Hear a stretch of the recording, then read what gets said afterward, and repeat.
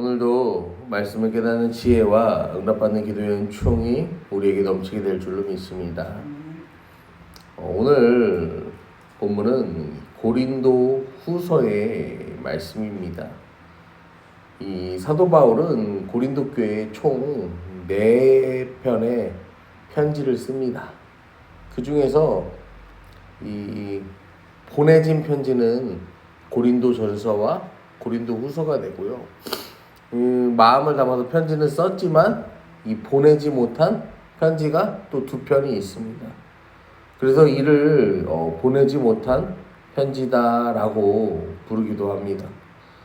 이 고린도전서에서는 고린도 교회 안에 있는 영적인 어떤 도덕적인 무질서에 대해서 은사는 충만한데 이 사람들의 신앙의 성숙도는 낮고 그 다음에 이로 인해서 생기는 각종의 문제들, 음행의 문제들, 우상의 문제들 이런 거에 대한 이 책망과 권면과 이 답변이었다면 고린도 후서는요 사도 바울이요 자신의 직분과 권위를 변호하고 교인들과의 화목과 교회의 질서를 확립하고자 하는 이유로 기록한 편지입니다. 이 바울은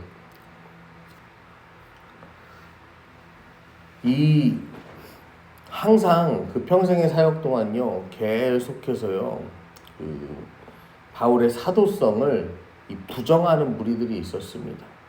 그래서 사도 바울은 예수님과 직접적으로 동행하며 그 제자의 삶을 산 게 아닌데 어떻게 이 바울을 사도라 부를 수 있느냐라면서요 이 사도 바울의 이 사도성을 부인하는 자들이 있었죠. 그래서 우리가 성경을 보면 항상 사도 바울이요 하나님께서 나를 이방인의 사도로 부르셨다라고 바울이 그렇게 고백하는 이유가 뭐냐면요 이렇게 바울의 사도성을 부인하고 공격하는 이들이 너무나 많았기 때문이죠. 실제로 이 고린도 전설에 그러니까 우리가 고린도 전서라 말하는 편지를 가지고 디모데가 고린도 교회를 갑니다. 그러고서 6개월 있다가 에베소로 돌아와요. 근데 문제는요 갔다 와서 디모데가요 선생님 고린도 교회가 큰일 났어요. 이거 형편이 없습니다. 이렇게 이야기하니까요 바울이요 깜짝 놀라서요 고린도 교회 방문해요. 고린도 교회 가서 이렇게 하면 안 되고 또 막 이 교회를 치리해요. 그 이후에 다시 돌아와서 이 고린도 교회를 향하여서 또 눈물의 편지를 보내게 됩니다. 이 눈물의 편지도요 바울이 이제 고린도후서 2장에 보면 눈물의 편지를 썼다 그거 나와 있는데 그거를 보냈다는 표현이 있을 뿐 그 편지의 내용이 뭔지는 성경에 기록이 되어 있지 않습니다. 오늘 1절부터 보시면요 하나님의 뜻으로 말미암아 그리스도 예수의 사도된 바울과 형제 디모데는 고린도에 있는 하나님의 교회와 또 온 아가야에 있는 모든 성도에게 이 바울의 서신서의 가장 큰 특징 중에 하나가 뭐냐면요 보통 편지는요 받는 사람의 이름을 먼저 쓰잖아요. 근데 이 바울의 서신서는요 보내는 사람을 먼저 씁니다. 그 이유가 뭐냐면은 그만큼 이 고린도 교회도 마찬가지지만 이 바울의 사도성을 의심하는 자들이 너무나도 많이 있었고 그렇기 때문에 바울은요 자기의 사도성과 또 자기와 함께하는 이 디모데나 다른 어떤 이 자기의 일을 돕는 사역을 돕는 형제들을 항상 편지에 이름을요 자기야 동등하게 그 앞에 올리면서 이 권위를 주고 그들의 권위를 잃지 않게 하려고 편지를 합니다. 그러면서 하나님의 교회와 또 온 아가야에 있는 모든 성도에게 이 교회가요 누구의 것이라고 밝힙니까? 하나님의 것이다 라고 밝힙니다. 그러니까 교회 안에요 문제가 많아요. 문제가 많은데 이 문제의 공통적인 특징이 뭐냐면요 사람이 누구보다 하나님보다 높아지려 하기 때문에요 문제가 생기는 거예요. 그래서 교회의 주인은 교회의 머리는 하나님 되심을요 사도 바울이 언급하는 거죠. 그러면서 2절에 하나님 우리 아버지와 주 예수 그리스도부터 은혜와 평강이 있기를 원하노라 이야기합니다. 여러분, 우리는요 하나님께서 주시는 은혜와 평강이 없으면요 한순간도 살아갈 수가 없는 존재입니다. 여러분, 우리가 하나님 은혜가 충만하면요, 하나님께서 우리에게 주시는 평강이 넘치면요, 여러분, 우리가 하나님 잘 섬기고요 범죄하지 않고 살아갈까요? 이 이스라엘 백성들이 보면요 광야에서요 만나와 메추라기를 받아 먹고 삽니다. 여러분, 오늘도요 만나와 오늘도 만나가 있어야 되고요, 내일도 만나가 있어야 되고요, 모레도 만나가 있어야 돼요.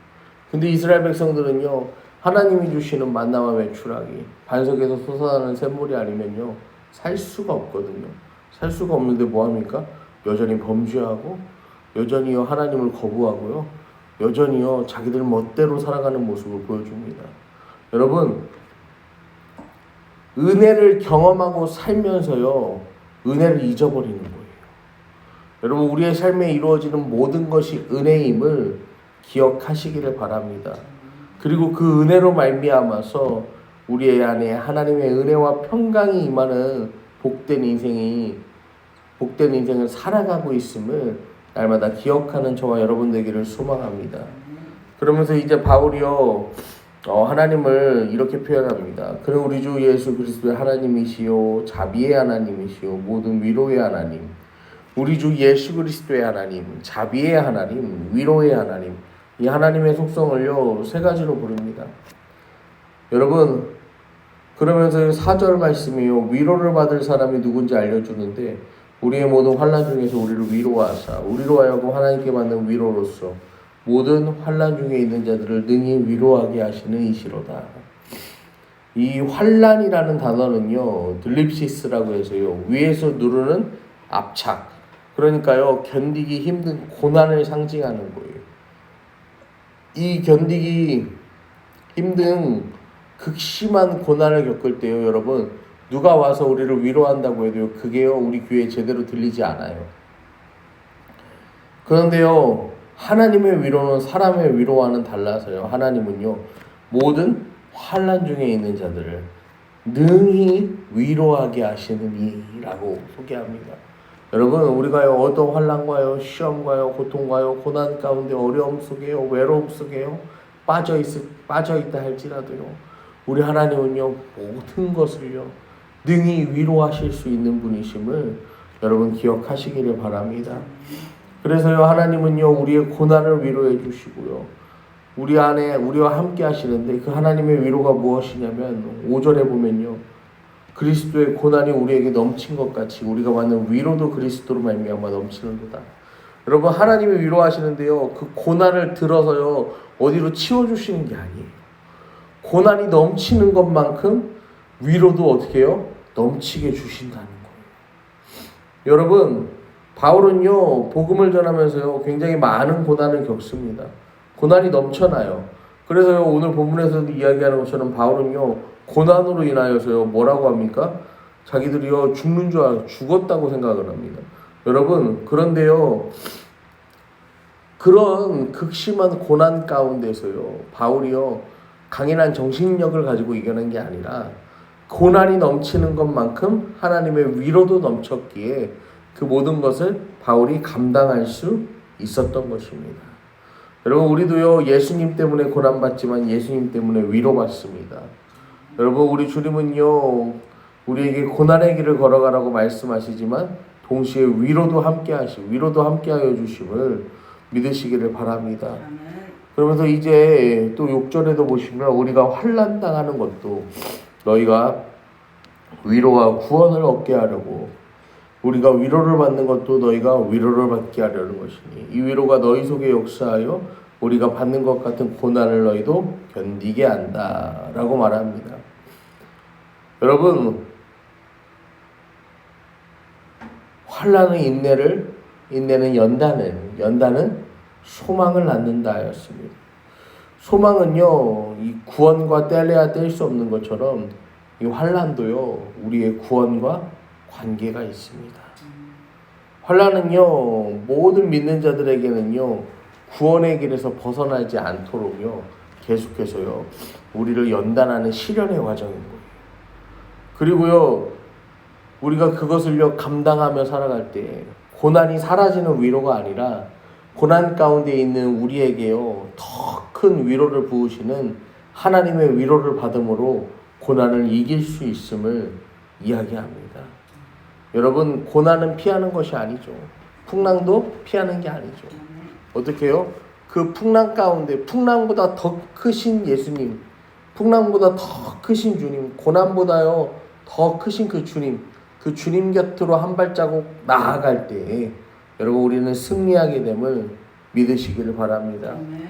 그러면서 이 8절부터 9절의 말씀을 이제 보시면은 또 형제들아 우리가 아시아에서 당한 환난을 너희가 모르기를 원하지 아니하노니 힘에 겹도록 심한 고난을 당하여 살 소망까지 끊어지고 우리는 우리 자신이 사형 선고를 받은 줄 알았으니 이는 우리로 자기를 의지하게 말고 오직 죽은 자를 다시 살리시는 하나님만 의지하게 하심이라.